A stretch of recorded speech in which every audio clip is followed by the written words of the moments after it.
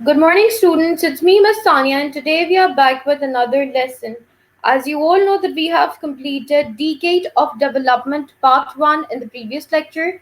So today we are going to take a start with Decade of Development Part 2 in this lecture.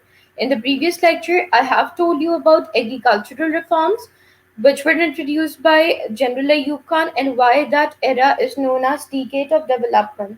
So starting with this one, but before moving forward, hurry up, grab your notebook along with pencil and pen and start noting the important pointers. And yes, you're already familiar with the other guidelines. So let's move forward.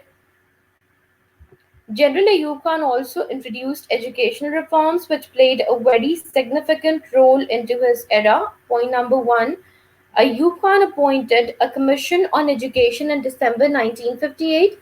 When he came into power, then after that, Ayub Khan appointed a commission. And the major reason behind appointing a commission was because he wanted to change the situation of the surrounding. It was assigned with the job of reviewing the existing educational system which Pakistan had inherited from British rulers. When we came when we migrated and when we came to Pakistan, then after that we were following Indian Independence Act 1935. We made good relations with America and we tried to adopt good things from the international countries. Similarly, when we came over here, then the first thing which we did was we reviewed our culture, we reviewed our educational system, we talked to expertise, we talked about the British rulers, we talked about the culture which we have inherited along with the educational system. The major reason was we wanted to discuss and we wanted to improve the situation which is going on into our surroundings. So, the Commission recommended the reorientation of the curricula at all levels. The Commission has given the recommendation for the reorientation and then the curricular system to be discussed among the officials of all levels, making primary education free and compulsory to 8th class. The major reason that why primary education till class 8 was free into his era was because he wanted majority to have the advantage of education, because once if you're having the degree in your hand, then definitely you can achieve so many things into your life. It proposed that intermediate classes be included in the secondary education and separated from the colleges. It means that you're dividing different classes and you're dividing the level of education among them. It also recommended 3 years degree courses. And why 3 years degree courses were recommended over there? Because obviously, when you are utilizing those degree courses, then definitely it is adding up into a positive point for you.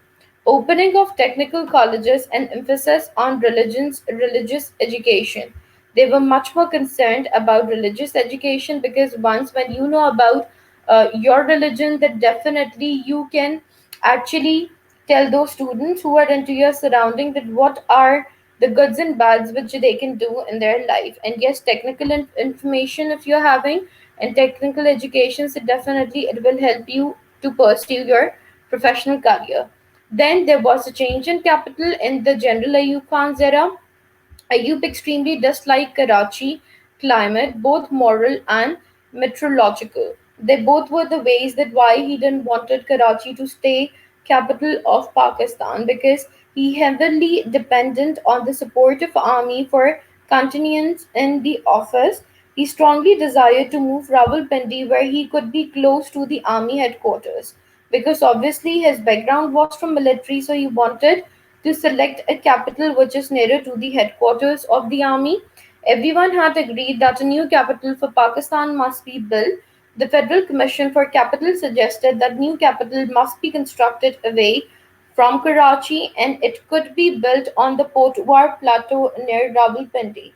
So you can see very clearly that then it was decided to be built on Potwar Plateau near Rawalpindi, and everyone agreed onto this decision. So this suited Ayub, and instead of waiting for the new capital to be built, he ordered that the secretaries of the government should move immediately to Rawalpindi. So the executions and the thing which happened in between, all of those things were a quick response and it happened rapidly. or you can say that quickly the decisions were taken and then it was executed. Then in June 1959, the government department started shifting to Rawalpindi. In February 1960, the new capital was named as Islamabad. So you can see that what was the major reason behind that the capital which was selected was Rawalpindi, but first it used to be Karachi into his era. Now the assignment for today is question number one: discuss the reforms introduced by General Ayub Khan in agriculture and industrial sectors. You have to explain in detail about even the social and educational reforms as well, and you have to just write down the answers in your copy. And still if you people are facing any troubles in this, so definitely you can ask me. Thank you so much everyone for listening to us. I hope this presentation turned out to be something important and informative for all of you. Still if you people are having any questions, so definitely you can ask me. Inshallah, we'll return with another presentation for all of you. Till then, take care. Barakallah and Allah Hafiz.